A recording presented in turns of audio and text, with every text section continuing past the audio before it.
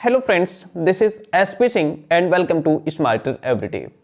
प्यारे दोस्तों, आज हम बात करने वाले हैं एक बहुत ही इंपॉर्टेंट टॉपिक कि बीएड में जो आपके एग्जाम नजदीक आ रहे हैं, दिन प्रतिदिन एग्जाम आपके करीब आ रहा है, उसमें अपना बेटर परफॉर्मेंस, एक बेहतर परफॉर्मेंस कैसे दें, कैसे अच्छे मार्क्स गेन करें ताकि हमारा रिजल्ट बेहतर हो सके, आने वाले समय में हम गवर्नमेंट कॉलेज में जा सकें।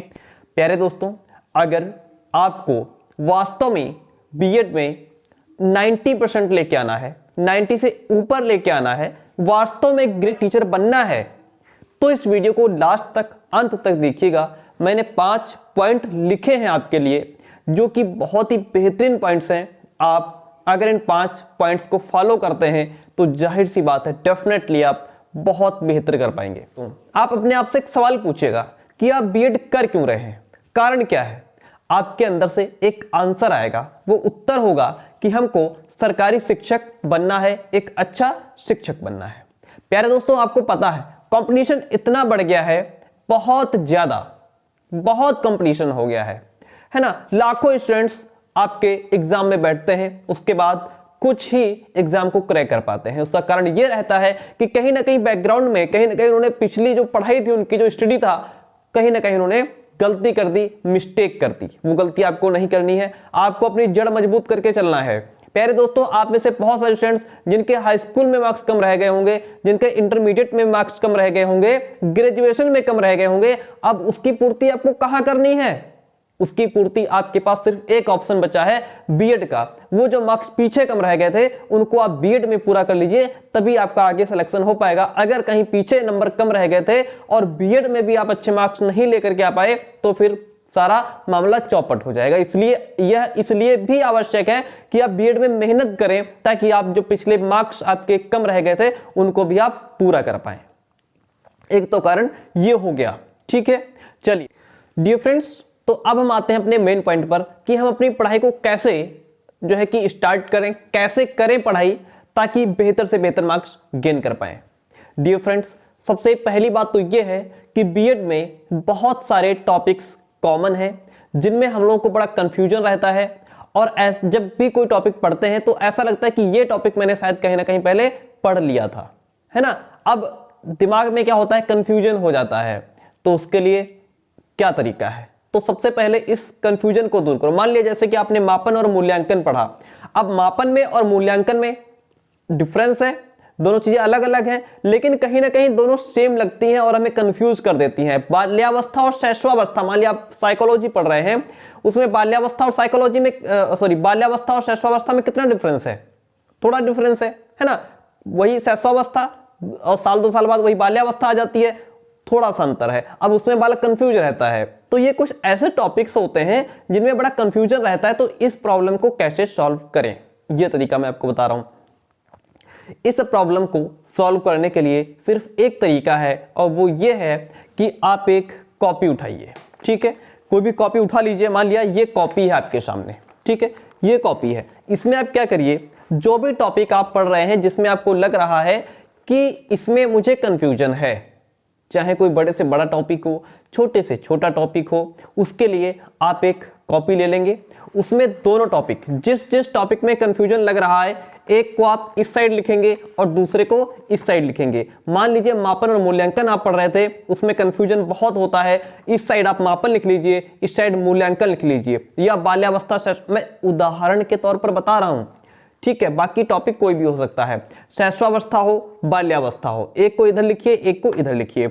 दोनों को लिखने के बाद जो उसमें ज्यादा कंफ्यूज करने वाले सेंटेंस हो, जो लाइनें ज्यादा कंफ्यूज करती हो, या आप खुद अपने आप को जानते हैं ना कि कौन सी चीजों में हम कंफ्यूज हो जाते हैं, कौन सी चीजें हमको याद नहीं रह जाती हैं, उन्हीं चीजों को आप लिख दीजिए। 4, 6, 10 लाइनें लिख दीजिए, इससे ऊपर मत लिखिए, ठीक है। 10 लाइनें या 4, 6, 10 लाइनें जिनसे आपको लगे कि इससे मेरा कंफ्यूजन दूर हो जाएगा। अरे अगर आप सटीक और सही लाइनें लिख दें तो 2 लाइनों में कंफ्यूजन दूर हो जाएगा, अगर ठीक से उसको याद कर ले तो। लिखने के बाद जितना भी आपको लगे, 4, 6, 10 लाइनें, दोनों में 4, 6, 10 इधर, 4, 6, 10 इधर। लिखने के बाद करना क्या है, उसको तुरंत पढ़िए, ठीक है। और फिर उसको 3 टाइम पढ़ना है, सुबह, दोपहर, शाम, है ना।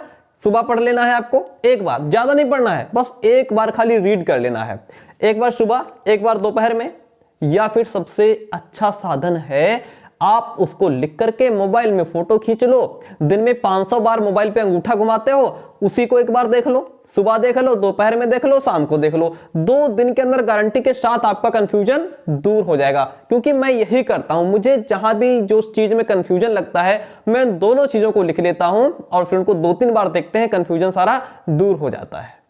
यह तरीका अपनाना है, इससे आपको जो भी टॉपिक है आपका उसका कंफ्यूजन दूर कर लेना है। ठीक है, दूसरी बात, एक पॉइंट हो गया। दूसरे पॉइंट की मैं बात करूंगा जो कि बहुत अहम और बहुत इंपॉर्टेंट है। उसके बाद जो फिफ्थ 5 पॉइंट तक आपको लेके चलूंगा। पांचों पॉइंट में आपको इतनी दमदार बेहतरीन जानकारी देने वाला हूं, बहुत ही गजब। दूसरा पॉइंट है हमारा कि देखिए, जो भी कुछ आप लिखें, जो भी कुछ लिखें, उसको प्यारे दोस्तों रफ की तरह मत लिखना। ठीक उसी तरह लिखना कि जैसे एग्जाम में लिख रहे हो। अपने अंदर ये फील करना कि मैं एग्जाम कॉपी में लिख रहा हूं। क्योंकि जिस तरीके से आज आप, क्योंकि रफ में लिखेंगे तो रफ में कैसे लिखते हो, मतलब जैसे डॉक्टर लिखता है जिसको केवल मेडिकल वाला पर जान पाता है और कोई जानते नहीं क्या लिखा है, ऐसी डॉक्टर वाली राइटिंग मत लिखना, घसीटा मत मारना रफ में। रफ में बिल्कुल उसी तरह लिखना कि आपको लगे कि मैं एग्जाम कॉपी लिख रहा हूं। क्योंकि जिस तरीके से आप अपने हाथ को अभी सेट कर लेंगे, एग्जाम की कॉपी पर भी हाथ वैसे ही चलेगा जैसे आप अभी सेट कर लेंगे।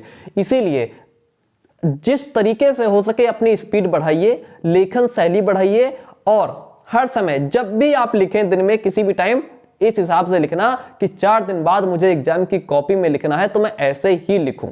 ठीक है, घंटा 1.5 घंटा मैं पहले ही बता चुका हूं कि घंटा 1.5 घंटा आपको लिखना ही लिखना है। ठीक है, चलिए, ये लेखन शैली की बात हो गई। नंबर 2 था, इसमें मेन पॉइंट आपने ये जाना कि जब भी आप लिखेंगे अपने दिमाग में रखेंगे कि मैं इसको एग्जाम कॉपी पे लिख रहा हूं। बहुत बढ़िया और अच्छी लेखन शैली में, जिस प्रकार से आप कॉपी में लिखना चाहें। तीसरी बात, थर्ड पॉइंट में आप तक शेयर कर रहा हूं, वो ये है कि आपको अपना एक स्टडी प्लान बनाना है। स्टडी प्लान मैनेजमेंट बहुत आवश्यक है, टाइम मैनेजमेंट बहुत आवश्यक है। आपको सेट करना है कि कितने बजे से किस चीज को पढ़ना है। मुझे नहीं पता आप कितने बजे फ्री होते हैं, लेकिन अगर आप 8 बजे फ्री हो जाते हैं तो 8 से 9 बजे ये पढ़ना है, 9 से 10 ये पढ़ना है, 10 से 11 ये पढ़ना है, सुबह 4 से 5 ये पढ़ना है, 5 से 6 ये पढ़ना है।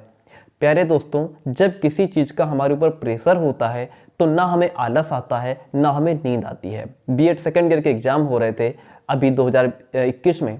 उस टाइम में पीडीएफ बनाने में इतना बिजी था कि मैं पूरी रात नहीं सोता था घर। और अभी मैं पीडीएफ रेडी करता हूं तो मेरे ऊपर एक प्रेशर रहता है कि मुझे कल क्लास देनी है। मैं पूरी रात बैठा रहता हूं, 3-4 बजे सोता हूं कभी कभी। अगर आप अपने ऊपर प्रेशर ले लेंगे कि मुझे पढ़ाई करनी ही करनी है, मुझे मार्क्स बेहतर लाने हैं, कुछ भी हो जाए मुझे 90% लाने ही लाने हैं, 100% लिख के देता हूं, आपको ना नींद आएगी ना आपको आलस आएगा। ये जो मोबाइल लेके पड़े रहते हो रजाई में, घंटों कुर्सियों पर बैठे रहते हो मोबाइल लेके, ये सब क्या है? इससे लाइफ सेट नहीं होने वाली है, इससे कुछ नहीं होने वाला है, पूरा कैरियर खराब हो जाएगा।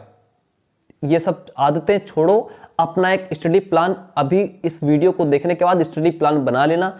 आज से मुझे 8 से 9 ये पढ़ना है, 9 से 10 सर की क्लास देखनी है, 10 से 11 ये पढ़ना है, मतलब 11 से 4 बजे तक सो लो। इससे ज्यादा आपको कोई फर्क नहीं पड़ने वाला है। 11 बजे सोना, 4 बजे उठ जाना, सुबह फिर वही अपना पढ़ाई लिखाई शुरू।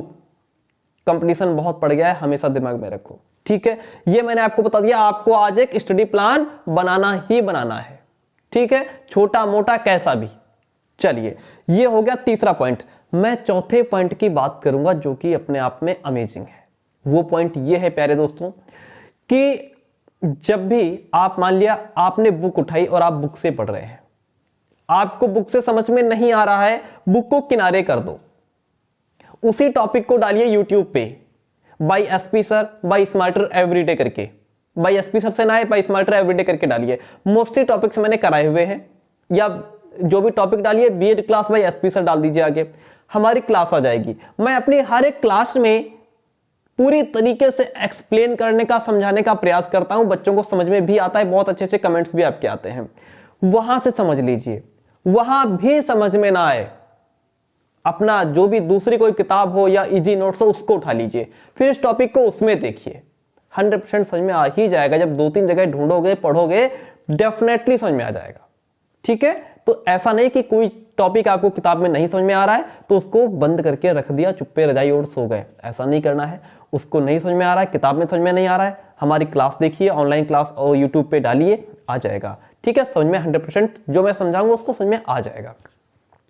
अब हम आते हैं सबसे लास्ट और अमेजिंग पॉइंट पे, वो क्या है प्यारे दोस्तों, 4 दिन बाद आपके एग्जाम है, एग्जाम आपके सर पे है। जितना ज्यादा हो सके 2022 में आप पेपर देने जा रहे हैं, प्रीवियस ईयर उठा लीजिए, 2021 का प्रीवियस ईयर देखिए सबसे पहले। पुराना नहीं देखना है कि सब सीधे पहुंच गए 14-15 में, ऐसा नहीं करना है। सबसे पहले 2021 का प्रीवियस ईयर उठाइए, फिर 2021 का जब समझ लीजिए, समझ चुके हैं आप, उसके बाद 2020 का उठाइए, 2019 का उठाइए। ज्यादा नहीं करना है, 2021 से लेकर के 16-17 तक कर लेना, कोई दिक्कत नहीं। बेहतरीन तरीके से आप क्वेश्चंस का मेथड समझ पाएंगे, किस प्रकार से क्वेश्चंस आते हैं, किस तरीके से पेपर पूछा जाता है। तो डियर फ्रेंड्स, ये 5 पॉइंट्स मैंने आपको बताए। सबसे पहली बात क्या बताई कि जो कॉमन टॉपिक्स हैं उसको लिख लेना और दिन में 3 बार उनको देखना है। दूसरा पॉइंट मैंने बताया अपनी लेखन शैली, जब भी लिखो तो उसको ऐसे लिखना कि हम एग्जाम कॉपी पे लिख रहे हैं। तीसरा पॉइंट मैंने बताया कि आज ही इस क्लास को देखने के बाद अपना एक स्टडी प्लान बनाना, उस स्टडी प्लान के अकॉर्डिंग अपनी पढ़ाई शुरू करनी है। चौथा पॉइंट मैंने बताया कि जो भी चीज आपको समझ में नहीं आती है उसको हम बुक से समझ में ना आए, हमारी क्लास देखिए, हमारी क्लास में समझ में ना आए, इजी नोट्स में देखिए, कहीं ना कहीं से उसको समझिए। पांचवा पॉइंट मैंने बताया कि प्रीवियस ईयर उठाइए और उसको बेहतरीन तरीके से 16-17 तक देख लीजिए। प्यारे दोस्तों, आज की क्लास में सिर्फ इतना ही। आज ही अपना स्टडी प्लान बनाएं, पढ़ाई शुरू करें, टाइम वेस्ट करने से कुछ नहीं होगा। ठीक है, तो आज की क्लास में इतना ही। क्लास पसंद आई हो तो प्लीज एक कमेंट और एक लाइक आपसे चाहिए। ठीक है, एक लाइक एक कमेंट करके ही आप जाएंगे कि हमारी जानकारी आपको कैसी लगी। मैं आपके लिए और भी बेहतरीन पॉइंट्स ढूंढ के लाता रहूंगा। और चैनल पर नए हो तो सब्सक्राइब जरूर कर लीजिएगा, अपने दोस्तों तक जरूर शेयर करना। थैंक यू, मिलते हैं बहुत जल्दी नेक्स्ट क्लास में।